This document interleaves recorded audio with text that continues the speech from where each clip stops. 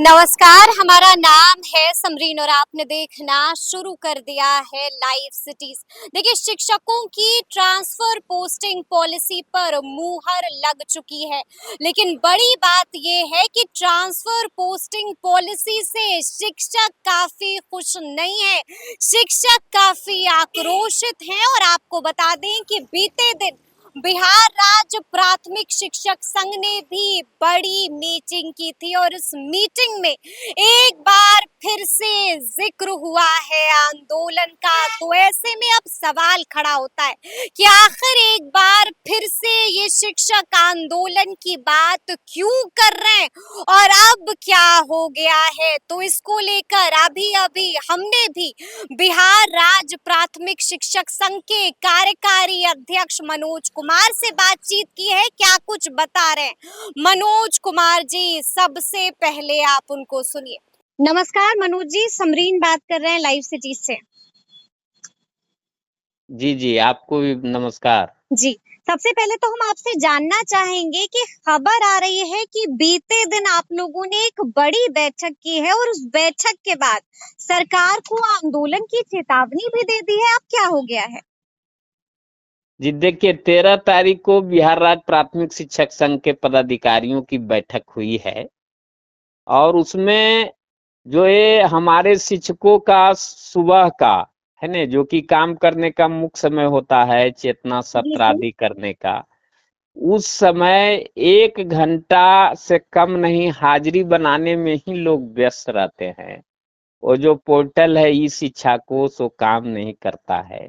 हमारी पूर्व से ही काफी समस्याएं थी। अभी तक जो माननीय मुख्यमंत्री के बिहार विधानमंडल में कई बार घोषणाओं के बावजूद अभी तक विद्यालय के संचालन की अवधि 10 से 4 नहीं हुई। हम लोग शिक्षा मंत्री से भी पिछले दिनों मिले थे।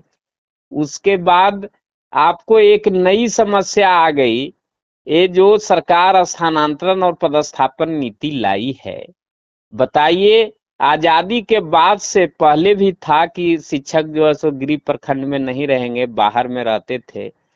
तो शिक्षकों की कठिनाई को देखते हुए माननीय फूल सिंह थे उस समय शिक्षा आयुक्त, तो उनके समय में 2003 में, उसके बाद 2006-7 में यही माननीय नीतीश कुमार जी के देख रेख में स्वर्गीय श्री मदन मोहन झा ने ऐच्छिक स्थानांतरण का नीति लाया बिल्कुल और जी। शिक्षकों को वो जहां चाहते थे पहले उसमें महिला और विकलांग को प्राथमिकता देते हुए पुरुष लोगों का भी ऐच्छिक स्थानांतरण किया गया। शिक्षा व्यवस्था जब सुधर रही है और लाखों बहाली भी इधर हुई, तो वैसे में अब उस नीति को बदल देना और एक कहना जी। कि जो है सो पुरुष शिक्षक अपने अनुमंडल में नहीं रहेंगे।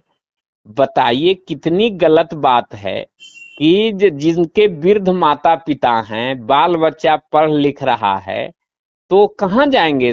ये तो जिस तरह से आईएएस अफसर आईपीएस अफसर का करता है ट्रांसफर 3 साल के बाद, तो शिक्षक का 5 साल के बाद करेगा। तो उन लोगों को तो सरकार आवासन की व्यवस्था करती है, क्वार्टर रहता है सब जगह। और ये लाखों टीचर हमारे जो इधर के उधर होंगे, तो पूरे राज्य में अफरा तफरी मच जाएगा। और इस बात की ओर हम लोगों ने सरकार का ध्यान आकृष्ट कराया है और बैठक में इस पर निर्णय हुई है और बहुत जल्द हम लोग आंदोलन का कार्यक्रम घोषित करेंगे। उसके लिए जिला और प्रमंडल के हमारे अध्यक्ष और मंत्रियों की शीघ्र बैठक होने वाली है। और इतना ही नहीं, हम ऐसा समझते हैं समरीन जी जी। कि सरकार का यह कदम इसलिए है कि राज्य के शिक्षक जो है यह मांग कर रहे थे कि जो हमारा पुराना वेतनमान है, जो आज के 30 साल 40 साल पहले की सरकारें ने दी थी, और पुरानी पेंशन का लाभ हमें मिले, उस मांग से डाइवर्ट करने के लिए ये जो आईएएस अफसर का जी। लॉबी है, और ऐसे लोग सरकार में बैठे हुए हैं जिसको कि व्यावहारिकता से कोई मतलब नहीं है। कह रहे हैं कि मांग से डाइवर्ट करने की कोशिश हो रही है, लेकिन मनोज जी हम आपसे ये भी जानना चाहते हैं कि आपने शिक्षा मंत्री को सुना होगा, उन्होंने क्या कुछ कहा है। उन्होंने साफ साफ कहा है कि ट्रांसफर पोस्टिंग पॉलिसी में हम लोगों ने उदारता दिखाई है। उन्होंने साफ साफ कहा है कि अब 3 ऑप्शन की जगह हम 10 ऑप्शन दे रहे हैं।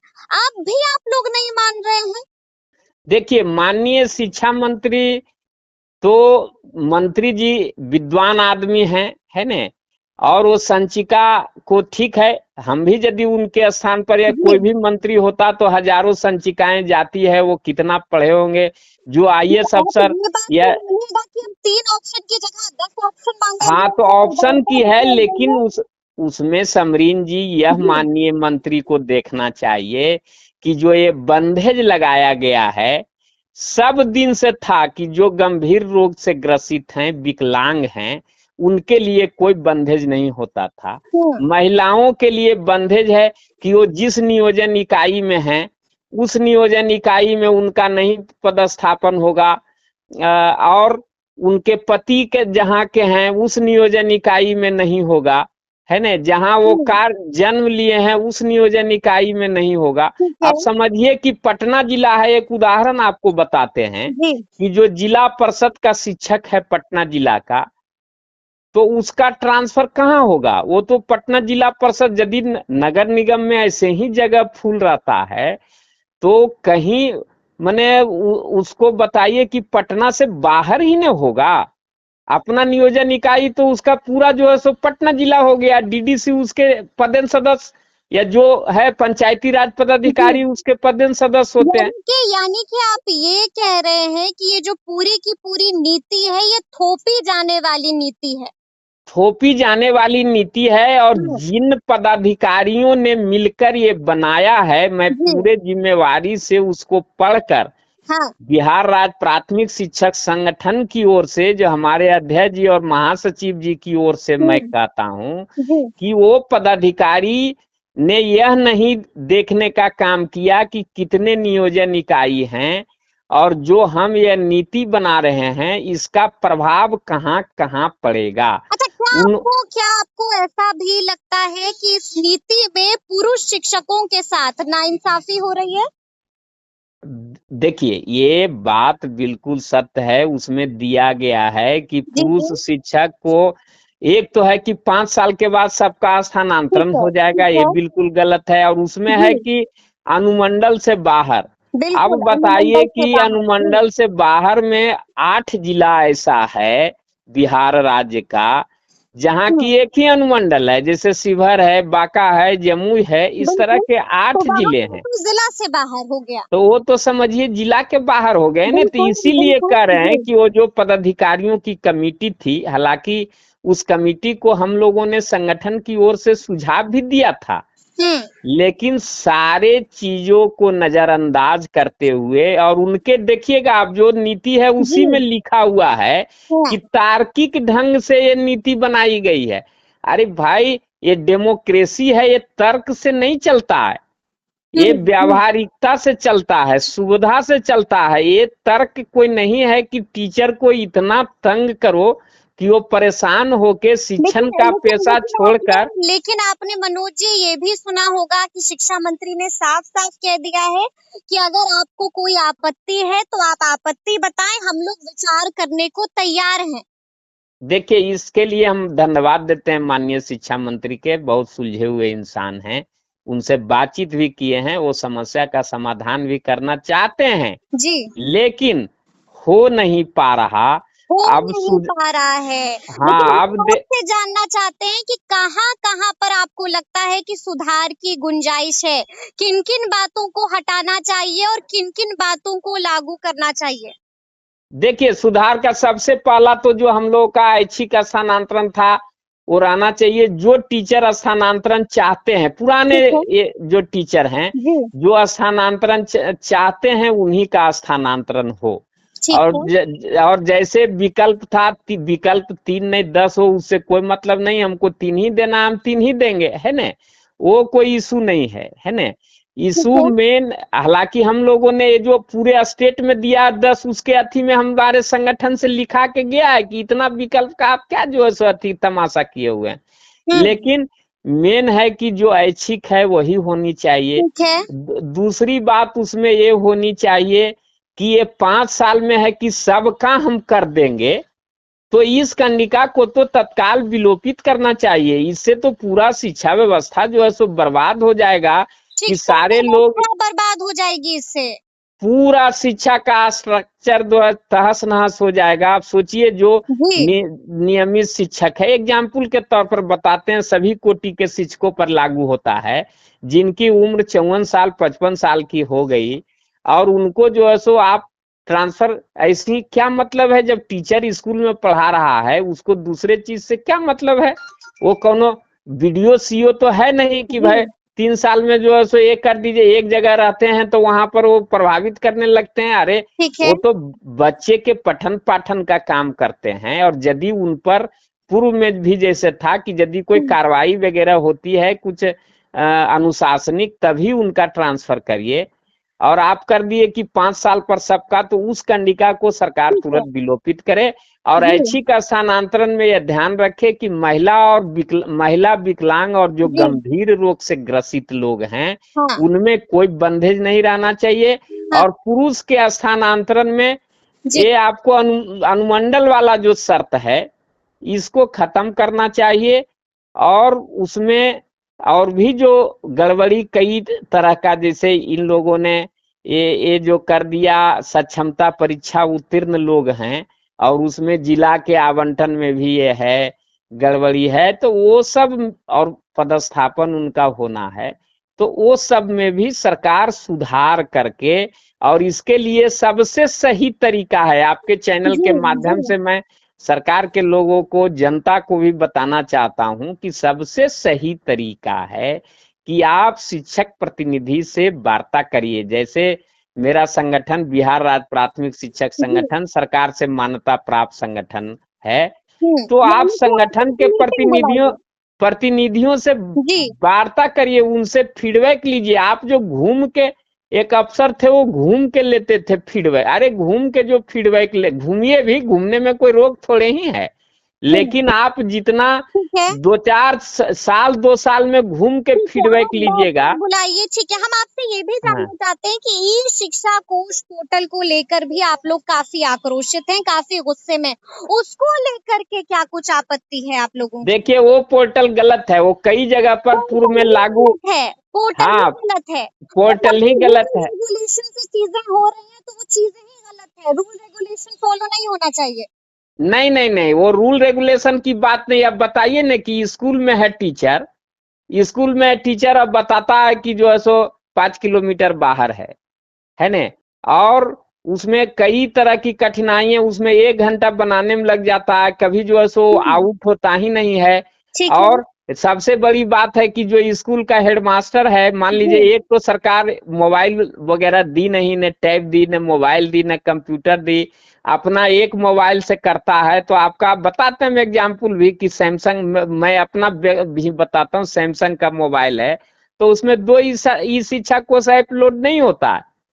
तो दो जब, हम्म। या तो स्कूल वाला आप रखिए, नहीं तो पर्सनल रखिए, है ने। तो छुट्टी वगैरह होगा जो है सो पर्सनल अथी स्कूल वाला ऐप से, और आपका अटेंडेंस बनेगा अपना से, ठीक है। तो ऐप से, तो उसमें भी कठिनाई है। और सबसे बड़ी बात देखिए समरीन जी, कि उत्तर प्रदेश जैसे राज्य में, और भी हम्म। कई दूसरे देशों में भी इस तरह का जी। प्रयास सरकार की, ठीक है। लेकिन कहीं भी ये सक्सेस तो नहीं हुआ। आपको और आपको क्या मैं लगता आप है, आपको सुनिए क्या ना, लगता है ई शिक्षा कोष पोर्टल को वापस लेगी सरकार? इसको बंद देखिए कर दो देगी चीज है, सरकार? या तो सरकार वापस ले, ठीक है। नहीं तो मैं आपके चैनल से मांग करता हूं, हम्म। सरकार के लोगों से, आपके चैनल के माध्यम से, ठीक है। कि ये सभी पर लागू करे, जो डीओ हैं, डीपीओ हैं, बीओ हैं, डायरेक्टर हैं, कमिश्नर हैं। यदि ये पोर्टल इतना ही बढ़िया है और इतना हाँ। ही सही लोकेशन बताता है, ठीक है। तो ये केवल टीचर पर ही क्यों लागू हो? अच्छा। ये सभी पर लागू हो और सरकार इसको सभी विभाग में लागू करे, तब न पता चलेगा। और जैसे बिहार के नेता, मान लीजिए, हम एक एग्जाम्पल बताते हैं, शिक्षा मंत्री हैं जी। या मुख्यमंत्री हैं, तो बढ़िया है, इसमें लॉन्गिट्यूड लैटिट्यूड बताता है, तो उससे सरकार को भी मदद मिलेगा, सिक्योरिटी एजेंसी को भी मदद मिलेगा कि कहाँ मुख्यमंत्री है, कहाँ शिक्षा मंत्री है, इतना चीज करने का क्या जरूरत है, ये ऐप से ही पता चल जाएगा। ऐसे ही पता चल जाएगा। अच्छा, आप ये बताइए कि गुस्सा तो आपका साफ दिख रहा है, यानी कि इसको लेकर आप लोगों ने किसी को पत्र वत्र भी लिखा है? जी, इसके लिए हम लोगों ने बिहार के माननीय मुख्यमंत्री को और बिहार के माननीय शिक्षा मंत्री को, अपर मुख्य सचिव शिक्षा विभाग को, सारे लोगों को पत्र, हमारे ठीक अध्यक्ष है। श्री ब्रजनंदन शर्मा और महासचिव श्री घनश्याम प्रसाद यादव के जी। हस्ताक्षर से संगठन के निर्णय को प्रेषित किया हूं। ठीक और है। ये भी हम लोगों ने, कोई जवाब मिला पत्र का? जी नहीं, पत्र क्या होता है आजकल की, जो भी पत्र जाता है वहां से फॉरवर्ड करके भेज दिया जाता है, और उसमें उचित अनुचित संगठन के पास या जो भी पत्राचार करते हैं ठीक उनके है। पास से नहीं आता है कि आपके पत्र पर क्या कार्रवाई की गई। चलिए, एक आखिरी सवाल है मनोज जी, एक आखिरी सवाल है, ये बताइए कि अगर आप लोगों की मांगे अभी भी सुनी नहीं जाती है, काफी गुस्सा है आप लोगों का, लेकिन इसके बावजूद मांगे नहीं सुनी गई, तो फिर आगे क्या कीजिएगा, कुछ सोचा है? देखिए समरीन जी, जो लोकतंत्र में होता है, हम लोग लोकतांत्रिक ढंग से जो भी सरकार का शिक्षा और शिक्षक विरोधी कदम होगा, उसके खिलाफ लोकतांत्रिक ढंग से हम लोग धरना प्रदर्शन करेंगे। और इसके लिए हम लोग बहुत शीघ्र सभी जिला और प्रमंडल के अध्यक्ष और प्रधान सचिवों की बैठक बुलाकर और आंदोलन के कार्यक्रम जो है सो सरकार को देने का काम करेंगे। और निर्णायक संघर्ष होगा, क्योंकि अभी जो लोग हैं ये बात को सुनना नहीं चाहते और सही दिशा में काम नहीं करना चाहते, ये लोग शिक्षा को बिल्कुल बर्बाद यानी करना कि चाहते आपने हैं। कह दिया है कि अगर बात नहीं सुनी गई तो फिर आंदोलन होगा, लेकिन आपने नियमावली में पढ़ा होगा कि अगर आंदोलन होता है, अगर कुछ विरुद्ध में काम किया जाता है तो फिर विभागीय कार्रवाई भी होगी मनोज जी। इसके लिए भी शिक्षकों को तैयार रहना पड़ेगा। देखिए, हमारे शिक्षक संघर्ष के लिए तैयार हैं, और डेमोक्रेसी में सरकार इस तरह का, हाँ, यदि हम कुछ अनुचित काम करें, हमारी भाषा अमर्यादित हो, हम यदि कुछ नियम के विरुद्ध बोलते हैं तो सरकार सरकारी कार्रवाई करे। सेवक है, सरकारी सेवक है, और सरकार के खिलाफ जो है आंदोलन कीजिएगा तो कार्रवाई होगी ना, दंड दिया जाएगा। देखिए, दंड देने वाले देंगे, लेकिन वो मामला ठहरेगा नहीं। मौलिक अधिकार है इस देश के संविधान में दिया हुआ, हर एक नागरिक को, टीचर भी या कोई भी कर्मचारी, कर्मचारी होने से पहले इस देश का नागरिक है, और उसका मौलिक अधिकार है अभिव्यक्ति की आजादी। यदि कहीं गलत हो रहा है तो उसके खिलाफ आवाज उठाना ये देश की जनता का मौलिक अधिकार है, और सरकार का कर्तव्य बनता है जी। कि उसके आवाज को सुने। हम्म। और यदि वो ऐसी भाषा का प्रयोग करता है कि जो मने गलत है, माहौल को खराब या झूठा जी जी है, जी। तो सरकार उस पर कार्रवाई कर सकती है, स्वतंत्र है। लेकिन यदि कोई सही आवाज उठा रहा है और उस पर कार्रवाई करना, ये लोकतंत्र की हत्या होगी। और यदि, लोकतंत्र की हत्या होगी, यानी कि आप लोग पीछे नहीं हटने वाले हैं, तय कर लिया है। हाँ, जो भी है क्या, देखिए चलिए। पहले भी आंदोलन हुआ है, हम लोगों पर कार्रवाई हुई है, हम तो ठीक है। 131 दिन डिसमिस भी रहे हैं। बिल्कुल लेकिन बिल्कुल उस बिल्कुल। उससे थोड़े डरने वाले हम लोग बिल्कुल नहीं है। नहीं है, बिहार का चलिए जी। टीचर डरने वाला नहीं चलिए है। चलिए, बहुत बहुत शुक्रिया मनोज जी बातचीत के लिए। जी जी, बहुत बहुत धन्यवाद। धन्यवाद धन्यवाद। तो सुना आपने क्या कुछ बताया है मनोज कुमार जी ने। देखिए, साफ साफ कह दिया है कि इस पॉलिसी से हम खुश नहीं हैं, इस पॉलिसी से हम संतुष्ट नहीं हैं, और आपत्ति किन किन बिंदुओं पर है इसका भी उन्होंने खुलकर जिक्र किया है। तो अब देखना होगा कि आगे आगे क्या कुछ होता है। तो ऐसे तमाम अपडेट्स के लिए ऐसे ही हमारे साथ बने रहिएगा और देखते रहिएगा लाइव सिटीज। बहुत शुक्रिया।